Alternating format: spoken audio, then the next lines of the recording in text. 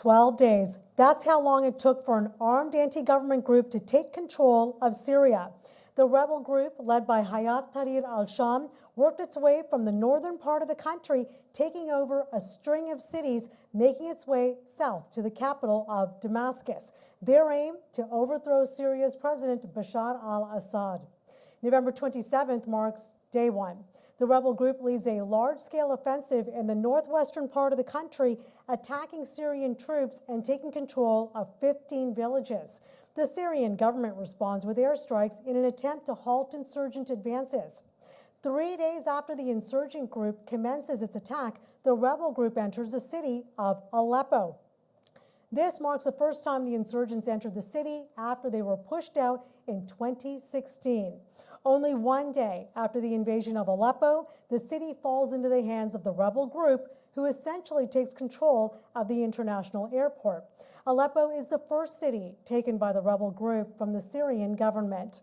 By the 5th day, with Aleppo conquered and the Syrian army fighting off an advancing anti-government group, Iran's foreign minister visits the Syrian capital to meet with Bashar al-Assad, assuring Iran's support. By December 2nd, though, the insurgent group is now advancing towards the city of Hama. Just 3 days later, Hama falls into the hands of the rebels. The city is now the second snatched by the rebel group. By December 6th, the anti-government group moves toward the city of Homs, seizing 2 towns in the city's outskirts. Homs, as you know, is a gateway to Damascus. Capturing it would essentially cut the link between Damascus, Assad's seat of power, and the coastal region where he had wide support. The city of Homs falls under rebel control the next day after government forces abandoned it. The insurgents announced their plans to carry out the final stage of their offensive, taking control of the capital. The mayor of the Iraqi border town of Al-Qaim says around 2,000 Syrian soldiers crossed into Iraq to seek refuge from the advancing rebel groups. By December 8th, 12 days after beginning their offensive, the anti-government group enters Damascus.